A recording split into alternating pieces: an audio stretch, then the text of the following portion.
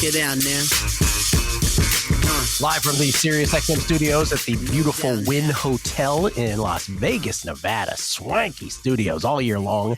It's Gill Alexander. It's the MegaPod for the division round in the National Football League, as always, on the show from his, he doesn't want me to say that again. He's a little under the weather. Let's put it that way. He's playing hurt this morning. If you heard his riveting numbers game appearance this morning, you know that he is ailing. But he is rallying for a second show. Todd Wishnev, everybody, star of the Showtime docuseries Action. What's happening, Toddy? We have 5 6 o'clock college basketball games and 4 or 3 6:30 college basketball games. So we have to get this moving. Come on, let's go. You have a heart out, is what you're trying to tell me? You have a heart out.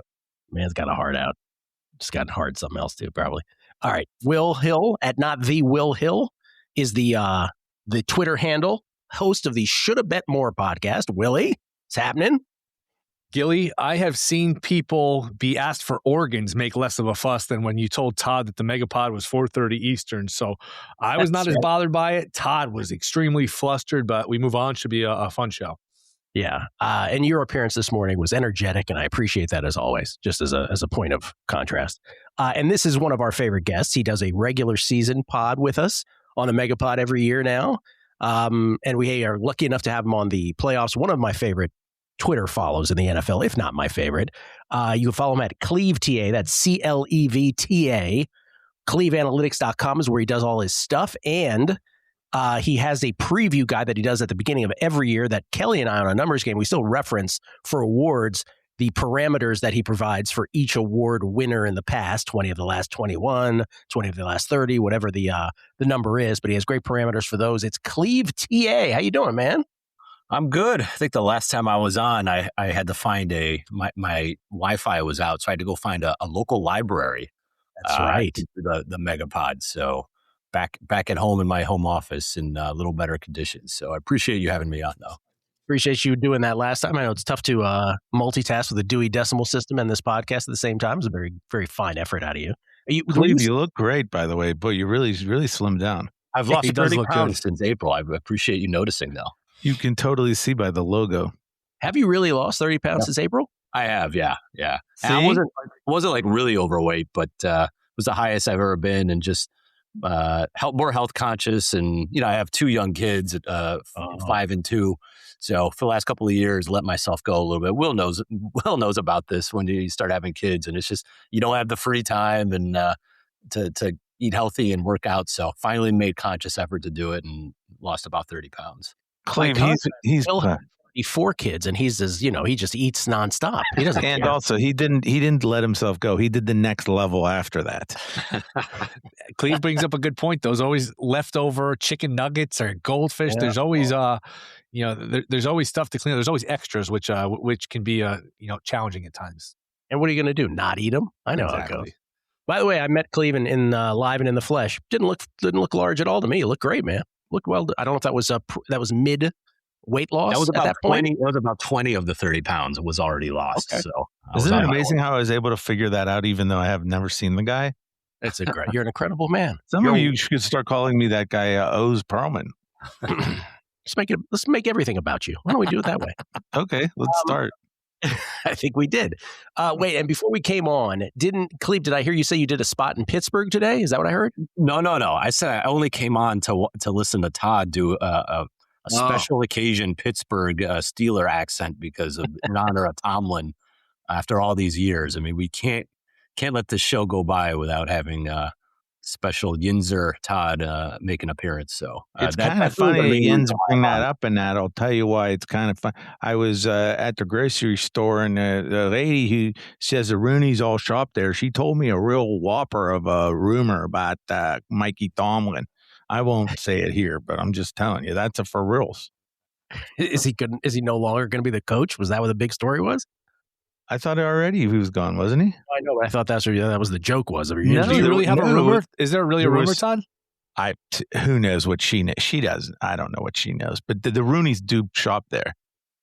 Oh, so that was a fake story that indicated and I thought he was making a joke about the past one that everybody knew, and you thought he had some real breaking news, and it was it's a real story if she's right. I don't know that she's right, so I'm not going to say it. Yeah, I've heard there are rumors all year. There are rumors about Tomlin. but you can go on the message boards and find out about those. I'm not going to discuss them on air.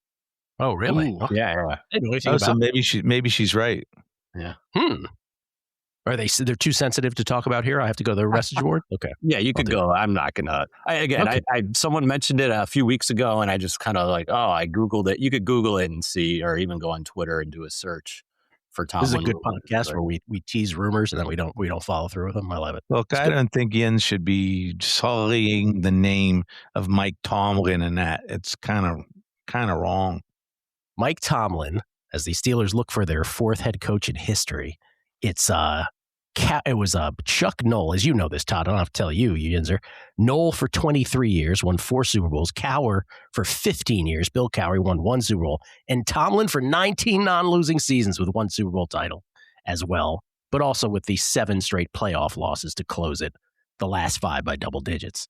It's amazing how 1 Super Bowl just changes, and it's obvious. Hey, here we go from being a non-Super Bowl winner to 1. But think of how, I don't know if you guys saw this with Sean Payton acting like a jerk to one of the reporters, and some people say you might know the reporter, maybe it was a little tongue-in-cheek, but Sean Payton, Tomlin, Harbaugh, these guys win these coin flip Super Bowls. Payton won a coin flip to get there. If they hadn't, you're looked at just completely differently. Then once you win one, it's just like you're beyond reproach. It's amazing the difference one game makes in these guys' legacy, reputation, how we discuss them, everything. This is such a great point because Sean Payton walks around like he's Joe Jackson Gibbs, like he's won 3 of these things or 10 of them. You've won 1. It was a coin flip. Relax. Everybody relax with Sean Payton.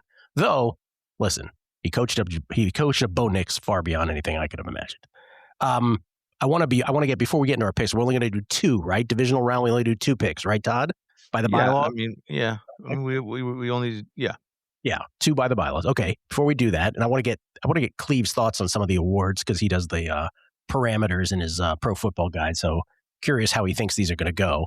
But first, Dumbo of the week. We have 4 candidates.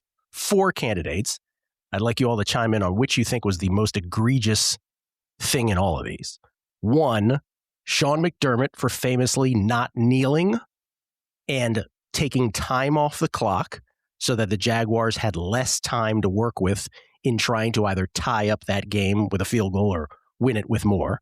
Instead, they put it in with 1 minute and 2 seconds left. So Jacksonville had 59 seconds to work with, and we know what happened next. Trevor threw a pick, didn't matter.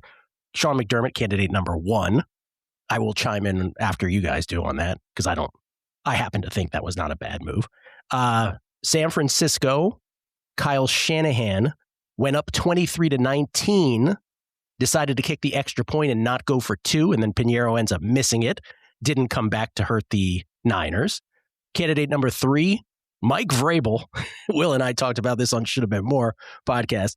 Mike Vrabel, who was so confident apparently in his defense's ability to stop the Chargers that he didn't even occur to him to go for 2 up 12 late in the game. He kicks the extra point to go up 13, and that was the final score. That was the final margin, 13. And finally, the aforementioned Michael Tomlin, formerly the head coach of the Pittsburgh Steelers, who down 17-6, punts 4th and 13 at the Houston 48 with 9:36 left.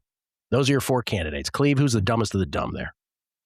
So I definitely complained on Twitter on the first 2 pretty vehemently. So I'll guess between those 2. I'll go with the McDermott one. I thought that was just so obvious. I mean, your win probability, I don't have the exact numbers, but I think it went down once you decided to score because it just makes no sense. First of all, with the one timeout, I mean, it was the last timeout. So you could have had 3 legitimate shots to get in the end zone and leave the Jags with, under 30 seconds left. I went back and looked.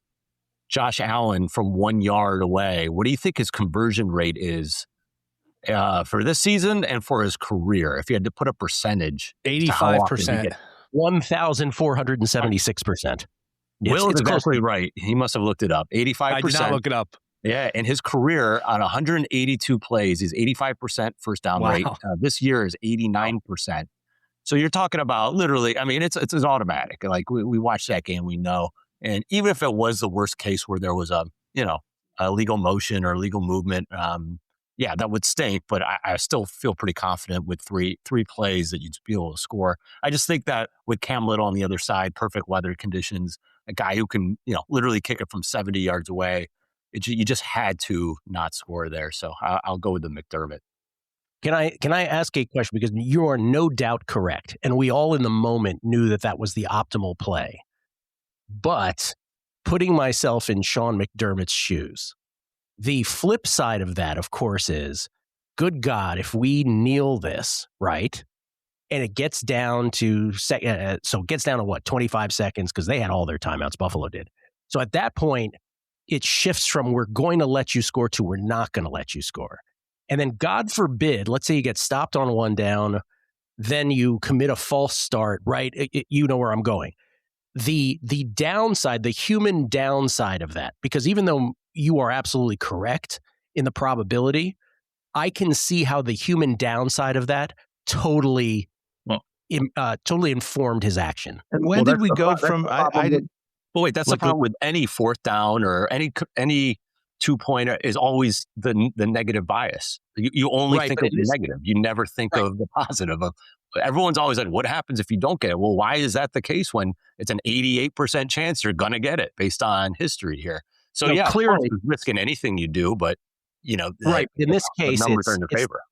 Right. No question. But in this case, it's not a week 13 game, right? This is, people will remember you for the end of time if you blow this kind of thing. I just think that McDermott continually makes decisions like this. Obviously, with the Kansas City kickoff, he makes these decisions in the critical situations that are going to cost them seasons and Super Bowls potentially. And so I get what you're saying, but man, if Jacksonville comes down and kicks a field goal and then they win in overtime, I think he gets just as much criticism as if he decides to take a knee and then they don't, they fumble or whatever. True. Like, honestly, I think that he would get just as much criticism.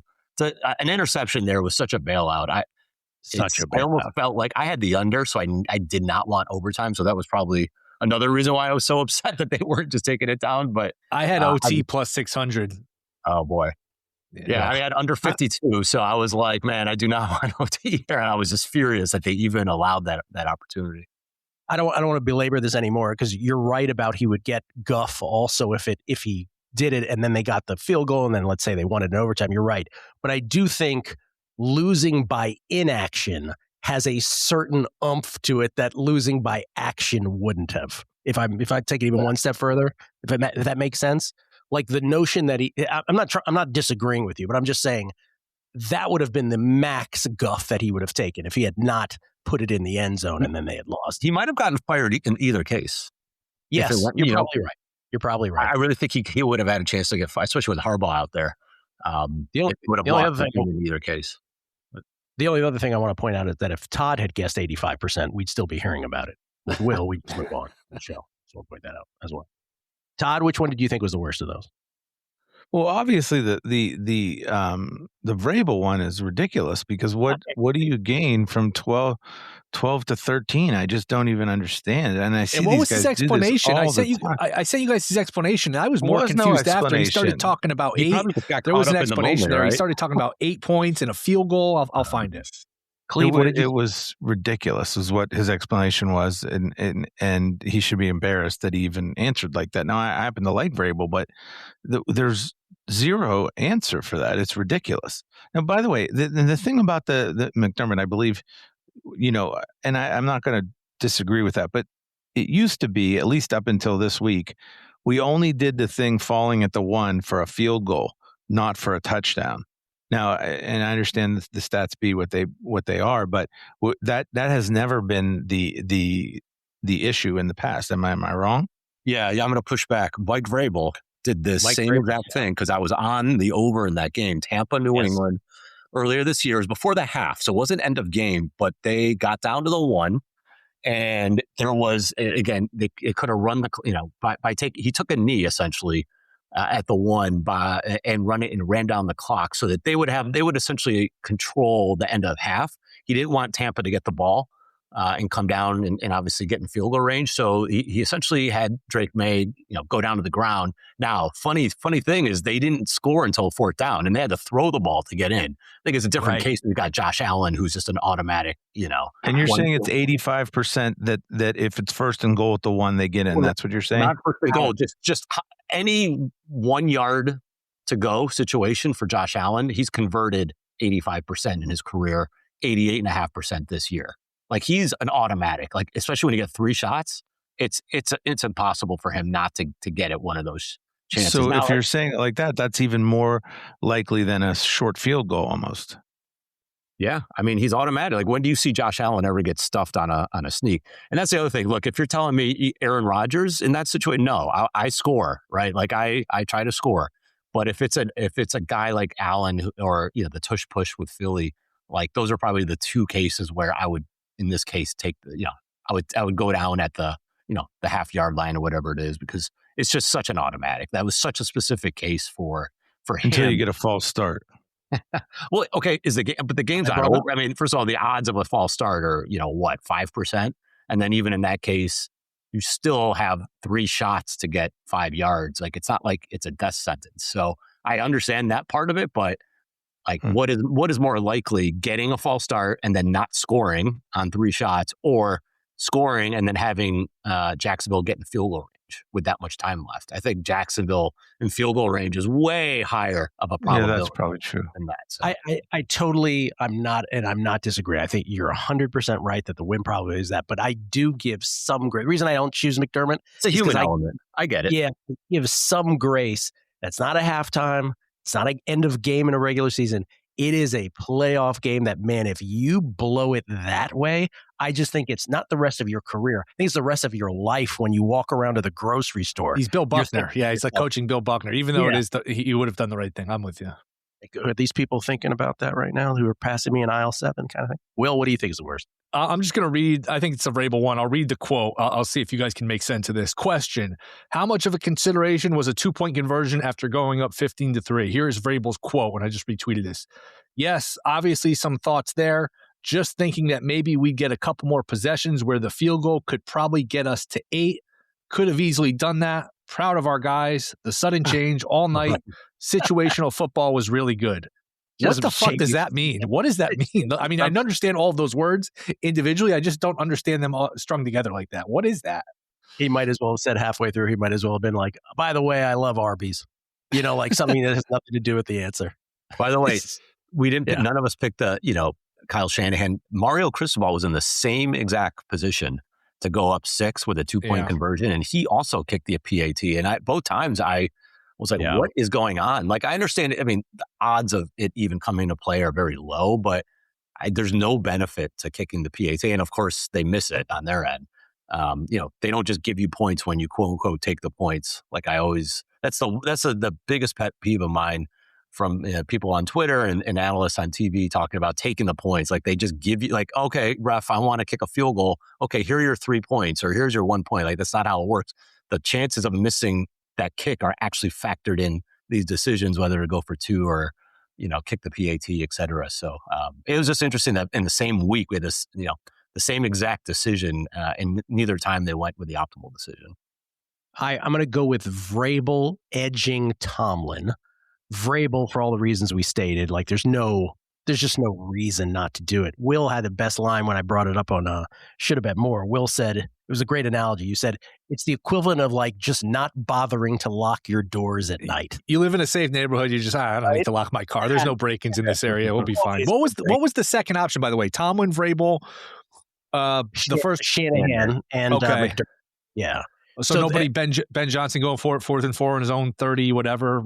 I completely forgot about that. First half, just panic mode. Little rash, little ambitious from our boy Benny. Little ambitious, but all's well that ends well, I guess. That was a little much.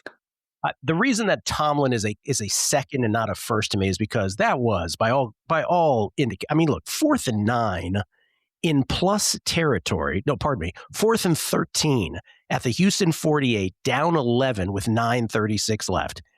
In any normal football game, I'm like, that is the biggest white flag wave. Are you kidding me? You're in plus territory. You have to go for this because you may not get this close ever again, kind of thing. On the other hand, as I believe, Will, you pointed out very nicely on the thread, which I agree with, is the only reason that's not first place is because they were so bad against that Houston defense that it was almost more likely that the Houston offense would have committed a turnover deep in their own territory than it was for them getting that 13 yards. Like it was just that kind of game. So I'll go Vrabel one. Yeah. Tomlin has done that before. I remember the Browns played in against the Steelers during COVID. There was no fans. The COVID playoff game, Yeah, and it was the same thing. Like it was, I remember they were around midfield with Roethlisberger on fourth down, and he punted. I think he was down like, I forgot what it was. I have to look it up, but he was down. Actually, I'm looking at it now. It's 4th and 1 at their own 46. And what was the score? I don't even know what the score was. It was a shootout game, too. It was like a 33-30 game where nobody could stop anybody. A stop was really hard to 35, come by. Yeah, they were down 12. Okay, so you're down 12, start of the fourth quarter, 4th and 1 at your own 46, and they took a delay of game and then punted. You know, he's done this stuff before. Like, as great of a motivator and CEO of men and all that he is, which he deserves a lot of credit. I mean, he gets he maxes out those players. He continually makes decisions like this. Just totally part of his brand. Yeah. Normally I would go here, Todd, for you to do in game, but can I take a stab at this first before you? Because I think this one was one of the most obvious. It's rare that something works out so perfectly, but my handicap before the game was I loved Houston in this game against Pittsburgh. I didn't bet it though because Rufus said Steelers -1. Dr. Bob had Steelers -1. So I'm like, am I seeing something wrong? Because my whole thing was, the reason that Aaron Rodgers was so good against Baltimore is they didn't put pressure on him, and 42-year-old Aaron Rodgers can kind of turn back the clock. But Houston generates pass rush without even having to blitz. They'll kill this guy. And so I didn't bet it pre-flop, but at halftime, with Houston only up 1 and C.J. Stroud just crapping the bed, the line was Houston -3.5 at that point. That, to me, was the most obvious in-game, as obvious an in-game as anything we've had all season. Does that corroborate? You think that as well? That Say was it again? That Houston at halftime, up a point, and the spread was -3.5, I believe, at that moment, was the most logical in-game, as logical of an in-game play as anything all season long. Yeah, I mean, I took Houston in the second quarter, late in the second quarter, so I obviously have to agree. Yeah, I said on the group thread when it was 7-6 and the Steelers couldn't move the ball and the Texans couldn't stop turning over, I said, for as unpredictable as the NFL has been, this is like exactly like the most predictable game you could imagine. Houston not doing much, the Steelers doing worse. It was so ugly. We probably should have seen that one coming. Yeah, for sure. Todd, you had another? I did another. Oh no, I didn't have another in game. No, I'm glad you brought that one up. I mean, that one was pretty easy. The only other one that from the weekend that I really liked was the at halftime it was 10-7 I think in the Buffalo game, and I bought up to get the over at 40.5 because it just was like, come on, but Buffalo sooner or later is going to explode, and they're not going to be able to hold Jacksonville down. I mean, that one won so quickly. It was ridiculous. These games that are supposed to be overs and that go really low scoring in the first half almost always go over in the second half. Before we do the picks, I feel like I'd be remiss if I didn't ask Cleve about, I'll leave it open-ended, whatever awards you want to talk about, whatever awards you think you're sure about, or you want to make a case for, whichever direction you want to go with this, because you do such a great job with the parameters of the awards before the season. So I leave it to you to choose whichever way you want to go with that. Yeah, I don't really have a strong take. I think everyone's given their takes over the last handful of weeks. I think it's kind of, all the votes are in. But, I would have voted May over Stafford, but I get why Stafford's kind of getting some love. I'm not sure if the All-Pro vote is an automatic X against May. We saw last year that these same exact voters flip the AP first team vote and the MVP. So it's not to say it's completely dead. I'm sure it's tilted towards Stafford, but there is a shot that May can win it. I think the Coach of the Year is such an interesting race, because any other year, like 4 or 5 of these guys would have had strong cases based on historical parameters and just based on watching in reality. So I personally would vote Liam Cohn just based on, the combination of what he had to work with, just the improvement throughout the year. Taking a guy like Trevor Lawrence, who was, people were talking about writing him off after this year, like the most overrated quarterback in the league, overpaid, all those sorts of things. And he turned him into a top 10 quarterback. And that offense was pretty elite. So I thought he did as fine of a job as anybody. I mean, Mike Macdonald, I had Kevin O'Connell winning last year, and Mike Macdonald was the other guy that I had prior to the season for all the reasons that he actually proved out this year. But he already had a top 10 defense entering the year. So as elite as they were, that wasn't so much of a shock that, they were so good this year based on how they ended last year. So, I mean, he deserves a lot of credit, but, I guess the top part of that team, or the best part of that team, was already pretty good entering the year. So I don't know. You could make a case for a lot of guys, but I think Liam Cohn is just purely based on how I see things, probably deserves it. I don't think he'll win, but I do think he deserves it. But I don't really have a strong opinion on any of the other awards right now. If Shanahan were to win, would you be shocked?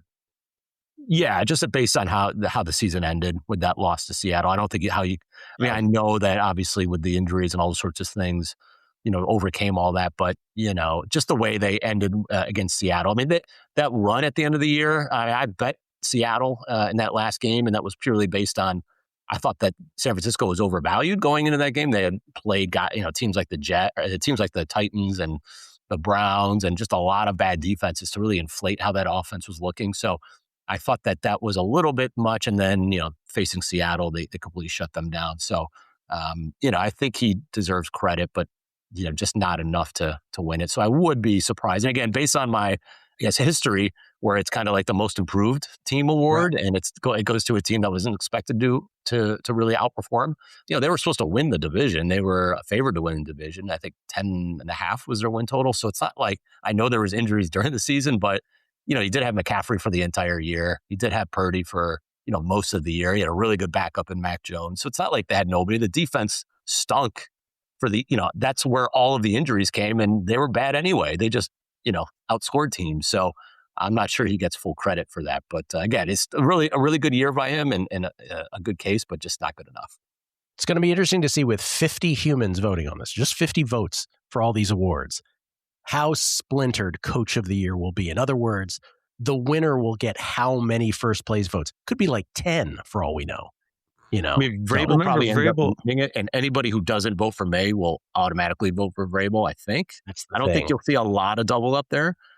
So I think he'll be on the ballot, and everyone's ballot, and he'll be one or two probably for all of them. So he'll win just because of that. He may not have a ton of first place votes, but he'll at least have, top 2 or 3 that get him there. All right. Remember, Vrabel lost to the Raiders, and no one was shocked the first game of the year. That's what lost them the tiebreaker in the end. That game, common opponents with Denver, that was the game that would cause them to lose the tiebreaker. That game cost them home field advantage throughout the playoffs if it were to come to a championship game at Denver. Okay. Best bets, division round, as Todd said earlier. There's only 4 games, so we're not going to hold people to 3. But best 2 bets, your favorite 2 bets, side or total. Cleve, we start with you. So I'm going to go to the Bears-Rams game. I'm going to take a total. Go with the over. Is it 48.5 or 49 right now? 48.5, yeah. 48 not a key number. So I don't care really either way. But yeah, so obviously the weather is a big story here. And that number was 52 or 51.5 just a couple of days ago. So it's down about 3 points. It's supposedly going to be really cold in the teens. It doesn't look like the wind is terrible. They're saying, 10 to 20 with some gusts, 20 to 30. But, in Chicago, it could be anything. And I know that game Saturday night, I was looking at that over and the number dropped, and I didn't take it because of all the concerns with weather. And it didn't turn out to be nearly as bad as, they had talked about. So I'm not too focused on the weather. And honestly, these teams, these quarterbacks have such strong arms, maybe 2 of the top 5 arms in the league. I'm not as concerned about things like wind here, but just on the surface, like these are 2 complete over teams. First of all, you have 2 elite play callers, maybe 2 of the 3 best in the league. So we know they're going to come with creative offense. Historically, I went back and looked and just said, if I just matched up between Kyle Shanahan, Sean McVay, and then Ben Johnson, either as an OC or as a head coach, obviously with the Bears, what has happened in those games? And almost 70% of those games have gone over the total whenever any of those play callers are matched up. And they go over by about 4 points per game. We just saw, obviously, Chicago play, with Ben Johnson played Kyle Shanahan in Chicago. in San Francisco in week 17, it was 42-38. I mean, that was a game that was lined at 52.5, and we ended up with 80. So like whenever you get these elite play callers together, you see a lot of offense, and just, we know both offenses can score. They're both tied with the Jags in terms of highest rate of team totals that have gone over this year, 13 of 18 times for each of them. So, they exceed market expectations continually. The Rams have been in complete shootouts for literally 2 straight months. They've gone 7 straight games where there's been at least 51 total points in those games. And all but one went over the total by at least 7. So like these games are flying over. And obviously we saw it with Carolina. And there's 2 games against Carolina, 1 game against the Cardinals recently. So like these games are going over against some bad offenses too.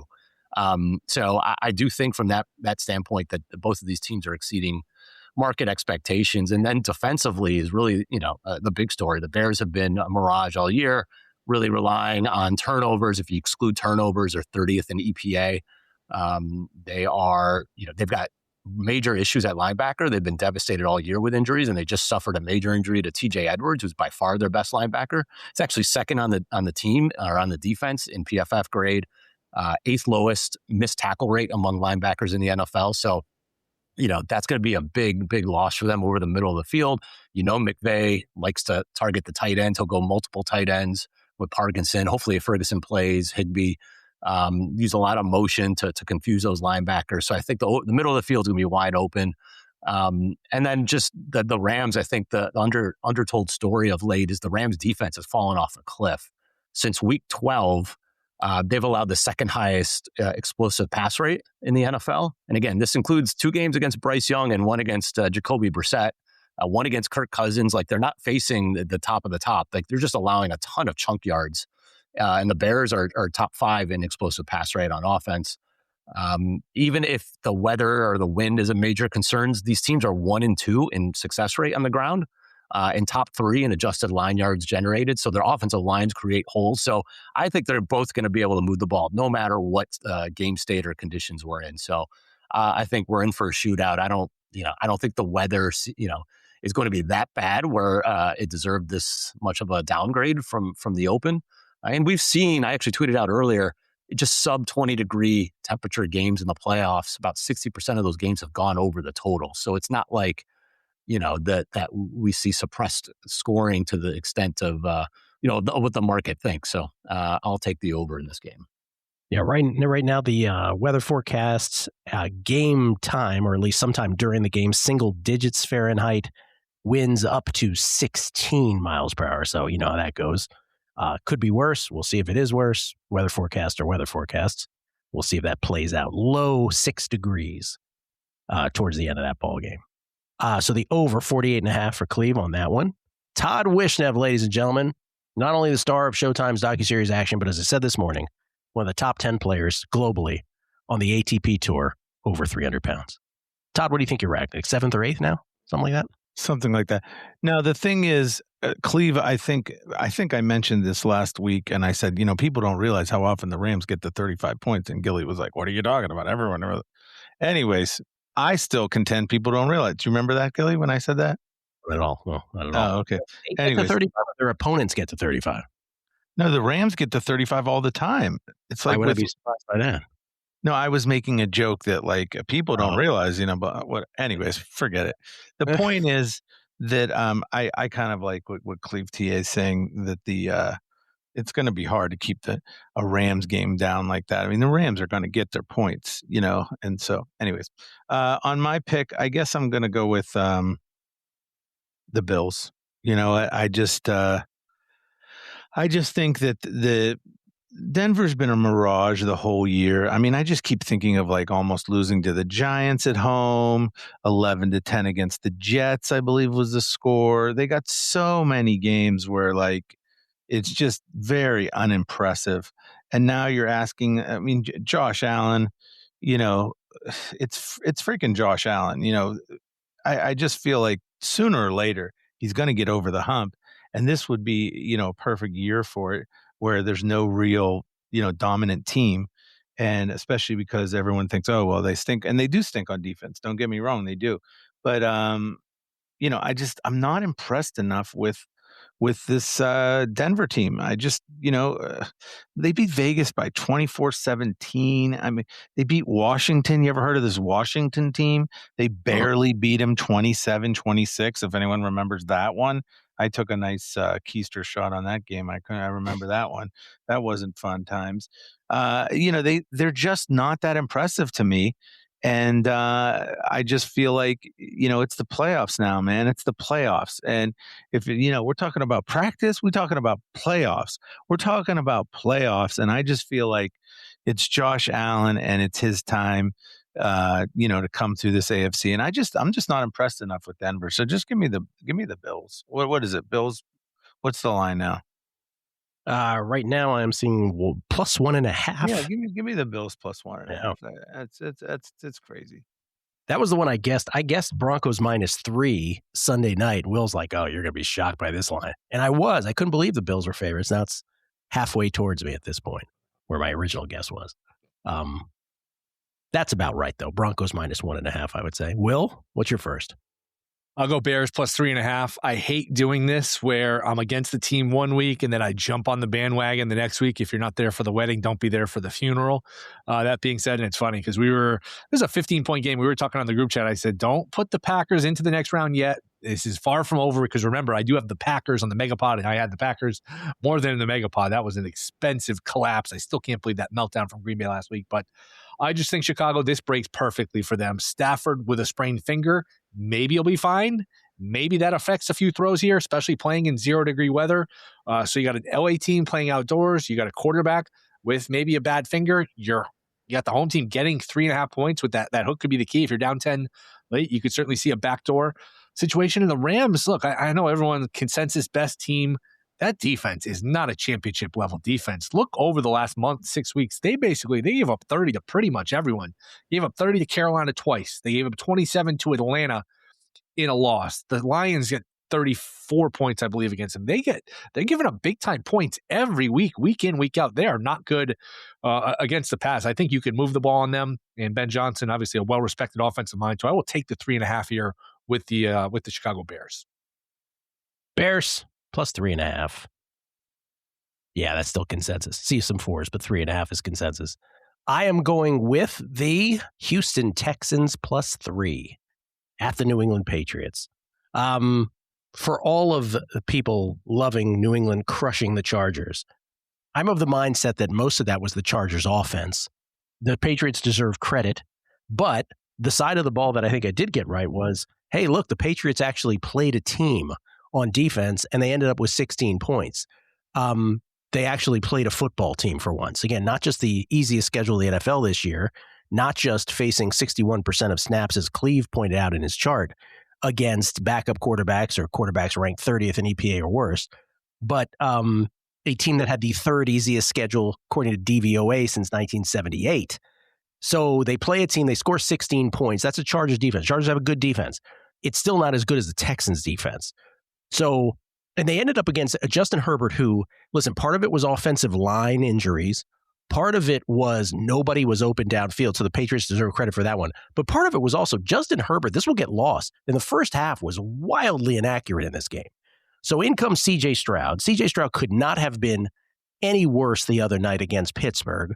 I'm going to guess here that he plays better at New England. He can't possibly be that bad, right? Question mark. In this game. I think the Houston Texans defense is going to stymie the Patriots offense. I think Stroud will do enough. There is no Nico Collins, though. I am aware of that as well. But I like the 3 points here. I think Houston wins this game outright, but I'll take the 3 points as my bet on this one. The Patriots' magic carpet ride comes to an end, as does the Bears maybe later, but we'll see. All right. Cleve, your second one. Yeah, so I'm going another total. I don't love the sides this week, so I'll be on the under in the Denver-Buffalo game. What do we have, 46 there? We are at 46, yes. Okay. So, yeah, I was on the under in that Bills game last week for similar reasons. We know that the Bills are a run funnel. Like they're a top 10 pass defense by EPA. But we know that they're 31st against the run. So opponents should run the ball on them. I thought that the Jags would be stubborn, and they've been really pass heavy of late. So I thought that they would force the throw, which they kind of did. They were having so much success on the ground, but just decided to throw anyway. So that played into their hands. I think, this time around, I do think Sean Payton will run the ball a lot more, which is fine to me as for an under guy, because Denver is not a great run offense. And so, they'll have some success, but just, I don't think they'll have enough where they can consistently score. And then you just look at Bo Nix. I don't trust him in a playoff setting.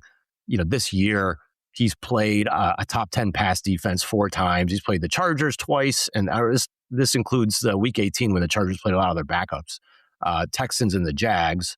And in those games, his success rates were just incredibly low, 24, 29, 35, and 45%. Denver did not clear 20 points in any of those games.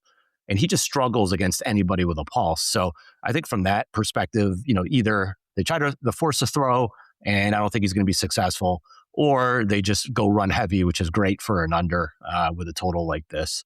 And then the other side of the ball, I do think that the Bills offense could struggle here. Obviously, Josh Allen's a Superman, but he's dealing with a bunch of injuries. He is really banged up. This is a short week, so he gets less rest, back-to-back road games, and the second half of that stretch, you're going to Denver in Mile High. So it's a really tough situation, generally speaking, for that offense. The Broncos defense, while it's not number 1 or number 2 like it was last year, it's still a top 10 unit. And we've seen, as good as Allen is, the 2 best defenses he's faced all year, which you're pretty comparable to Denver, the Texans and the Browns. And those are his 2 worst games all year. He had 3 negative EPA games the entire season, and 2 of them came against Houston and Cleveland. Both games, Buffalo went under their team total. They scored 42 total points in those games, and those were tight games. So I think and obviously without all of a bunch of their top weapons, I mean, they've got nobody outside of Khalil Shakir. They got Keon Coleman and Brandon Cooks at receiver. Like, you're not going to really stretch the field at all against this Denver defense. So it's going to be a lot of run game, a lot of James Cook. It's going to be a lot of short throws. You saw a lot of screen passes last week to Shakir. I think you're going to see a lot of that again. Again, I think it's going to be short passes, short completions, running the clock, or James Cook on the ground. And I think it's going to eat a lot of clock. So I think from both perspectives, this kind of leans more into a 23-20 type of game under the 46. Under for Cleve. By the way, Dan Groeschel on Twitter. I'm shocked Sirianni hadn't gotten any love for Dumbo of the Week for the wasted timeout. It's a good one. With 45 seconds left, guaranteeing a loss if they didn't pick up a 4th and 11. I noted that on Guessing Lines on Monday. I didn't think Kevin Burkhardt, Troy Aikman did nearly a good enough job of pointing that out, right? Nope. Like, it was like, okay, well, this is the game now that they've done this. They were like, well, they got to think it over. It's a big play. No, this is the end now because they called that timeout. They would have had a puncher's chance had they kept that timeout. Yeah, Brady and Burkhardt, I think, right?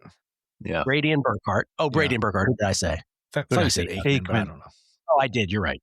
Burkhardt and Brady. I think Brady agreed with taking the timeout to make sure. I watched the replay of it Monday. Brady endorsed, like, yeah, I got to do it. Got to talk it over here. Big play. He did it 100%. Burkhardt also said in that game, he's like, boy, the Niners, they were only down 3, but it felt like they were completely out of this game. And I'm like, no, dude, the whole time I'm like, why aren't they up? What are you talking about? But anyway, that addition of Sirianni, because you're right, Dan Groeschel, you're right about that. That just means that we mentioned 6 coaches for possible Dumbo of the Week. Half the coaches literally made at least one like hugely questionable maneuver in those games. So that's pretty noteworthy to me that 6 of them kind of had a little choke in them.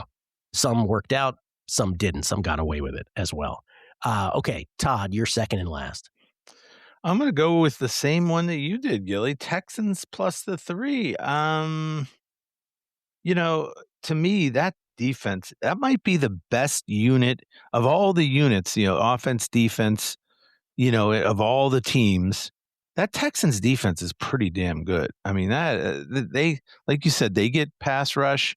Granted, New England's been great on offense all year, but against who? You made the point that now they went against the Chargers and all of a sudden they came down to earth. I don't see why the Texans can't, bring them back to earth. Also, they've been getting every break possible, every break imaginable, all these games over and over and over. And also, I believe there was an old saying they used to say, you used to go a little bit like this: defense wins championships. You ever heard of that one? Defense wins championships. I don't even know if that's true anymore because it's become like it's such an offensive league. But I don't know. I just think that the Texans are the best, the best unit out there, the Texans defense.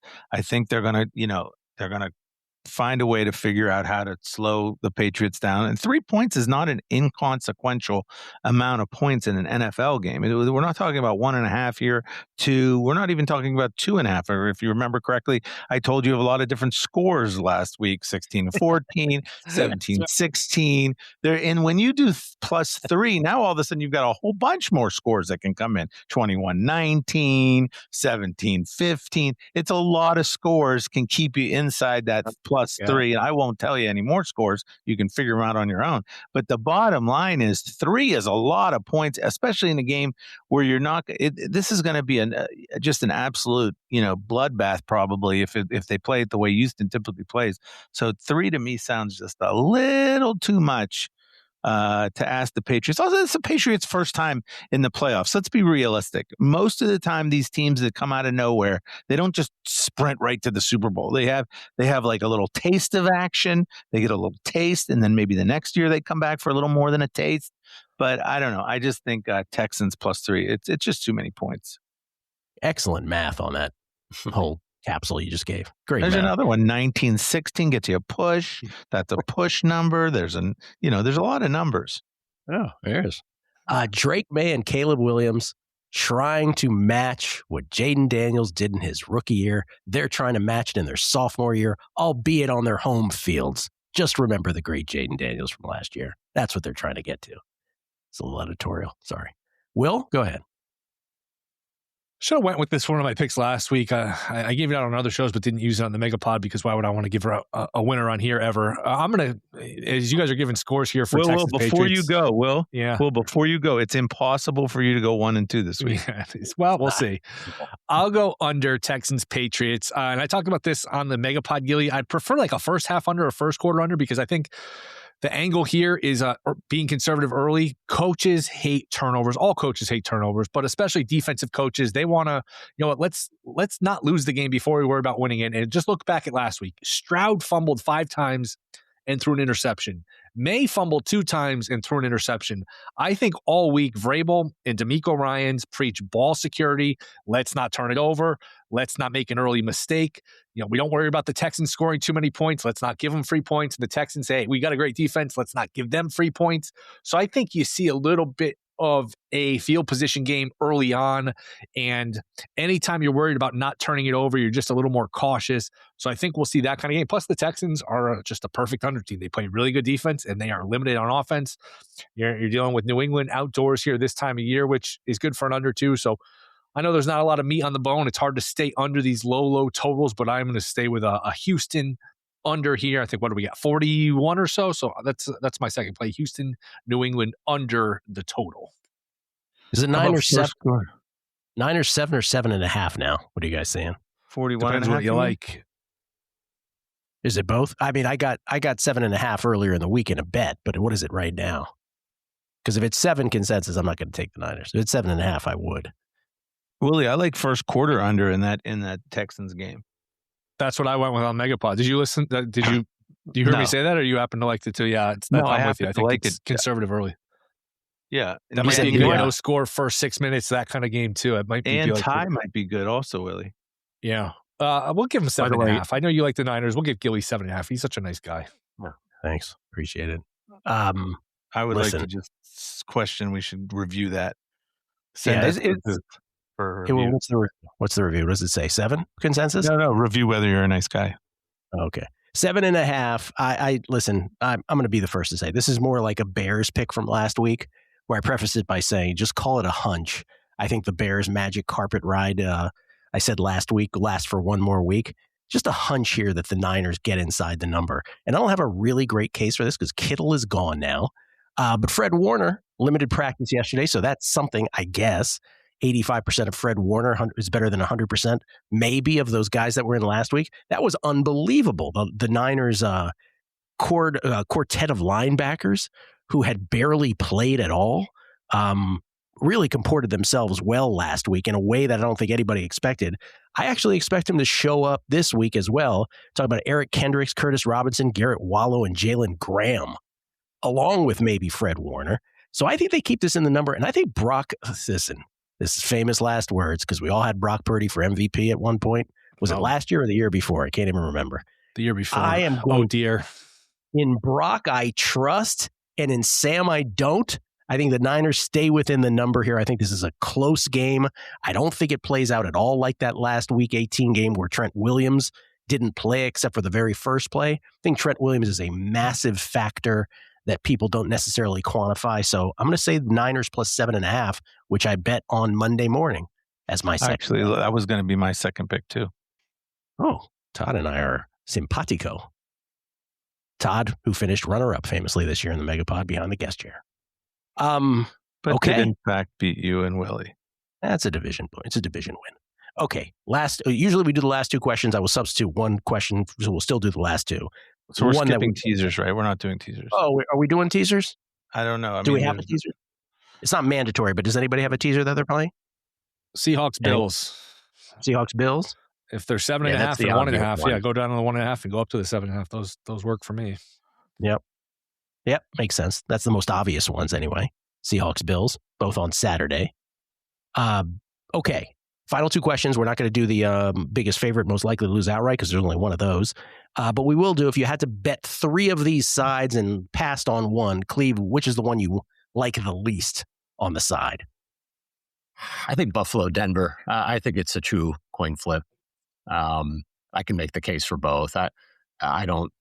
It's like, do I want to bet Josh Allen with this inferior defense and zero weapons, and he's on short rest and banged up, or do I want Bo Nix? I don't know. So that's the game I just don't have a strong enough opinion on. Toddy? The Rams game, I want to say the Bears are going to end it, but end their huge run. But then on the other hand, you got this freezing cold weather for LA. I don't want any part of that. Willie? 7.5 seems like a lot for Seattle, like you guys mentioned, but we've seen this before where the wild card team comes in to the team that's rested. In San Francisco, remember, played on Sunday. The game ended, 7:30, 8 o'clock Sunday night. Seattle's been off for a couple of weeks. We've seen this before where the rested team comes, just is in a position where they just dominate the team that's gassed and winded. I remember the Vikings upsetting the Saints in 2019, and they had a similar scenario. They had to play the following Saturday, and they just had nothing. They got run off the field. I could see that scenario, but I don't trust Darnold enough to lay it, so that's a pretty easy pass for me. You know what? I've heard like 3 people say that this week, and then my comment after is like, yeah, but that's the exact same scenario for Buffalo as well, but no one ever seems to bring up that good point. With Buffalo against the Broncos. It's for me, Todd and I are in lockstep. It's the Bears and the Rams. I could see the Rams blowing them out. I could see the Bears with that weather winning even at this point, certainly keeping it within the number. So that's the one for me. And then the final question is the most basic of all of it, but I figure we do this every week when there's this many teams left because I want to see how wrong we are the whole way through. Cleve, who's in the Super Bowl? So I have before the playoffs, I just filled out a bracket and I kept coming back to Houston and the Rams, and I took a 30-1 ticket for that matchup. I'm just going to say that just because I think, who was it that I think Todd hit on it, that the Houston defense is probably the most elite single unit in this playoffs. And I think the Rams offense is maybe number 2. So I'll just go with, I'll just stick with that. I think whoever wins this New England-Houston game is going to get to the Super Bowl on one side. And then I like the Rams on the other side. So Houston and the Rams for me. I agree with Cleve. Rams, Houston. Wow. Todd? Yeah. I don't know. I don't even want to guess. It's ridiculous. I still think it's the Bills' year, though. Just because no Mahomes, it's his year to do it. I just feel like it's storybook. It's like Bills every single year they don't make it, and then finally the one year they get a chance, and then they make it when they don't. Chicago Cubs 2016-ish kind of vibe. Yeah, a little Akeem Olajuwon when Jordan's not around, kind of thing. Yeah, and O.J. Simpson. I'll go Seahawks Bills. Wouldn't it be typical Vikings? They tell their quarterback who gives them this great year to go kick rocks. I had no problem with that. He turns around, he's in the Super Bowl the next year. That would be perfect Viking. So fitting for the Minnesota Vikings. Seahawks Brosmer. We got Brosmer. Seahawks Bills would be so uninteresting to me. I'd be like, oh great, we got 2 weeks to talk about Seahawks Bills. That'll be fun. Particularly the Bills side being so one-dimensional on it. But by the way, Bills down to three wide receivers. Although Curtis Samuel could play this week, so maybe it's 4. Isn't that a little overrated though? When you got 2 tight, you got Knox, you got Kincaid, and you got 3 receivers. I mean, how many guys? What do you need? A 4th, 5th receiver? Like how many do you need? I get that's unusual, but isn't that a little overblown? Well, it might be also. Someone made the point today on Twitter, and I think it's right because it's a very Dr. Bobish kind of thing, which is you're not going to really rely on your receivers ever that much with Josh Allen necessarily as your number one thing. And so it kind of mitigates Patrick Surtain a little bit, his greatness. So there's that kind of handicap as well. So yeah, I'm with you. Maybe a little overblown. All right. We've done all we can do. Cleve TA on Twitter, CLEVTA at Cleve TA, cleveanalytics.com. His pro football guide. I assume you're doing another one next year, Cleve? Yes? Yeah, I'm getting burned out, but I always say that. And then when it comes to the off season, I get, reinvigorated. So I'm sure I'll have something again. Well, totally appreciate you doing this. We always have fun when you're on. Todd Wishnev at T Wishnev. Action still available on Showtime. The college basketball group is closed, but he's still doing his thing there. Maybe he'll open it again one day. And Will Hill, Shoulda Bet More podcast. When's the next one? How many times a week? Had one Wednesday, Friday. So they're Monday, Wednesday, Friday. Monday, Wednesday, Friday. And your most recent guest is? I had Gill Alexander on Monday and Dave Ross on Wednesday. I mean, that is Ruth and Gehrig back to back. That's as good as it gets. Wow. Why didn't you promote his new podcast, which is like a spinoff? Should have eaten more. There it is. We'll leave on that. Cleve, Todd, Will, thank you. Thank you for listening. Good luck with all your bets in the divisional round. Leave a review. Oh, yeah. Rate, review, and what's the other one? Subscribe. Rate, review, and subscribe. You got to do that one first. Subscribe. Rate, review, and subscribe. Thanks for listening. Good luck with all your bets this weekend.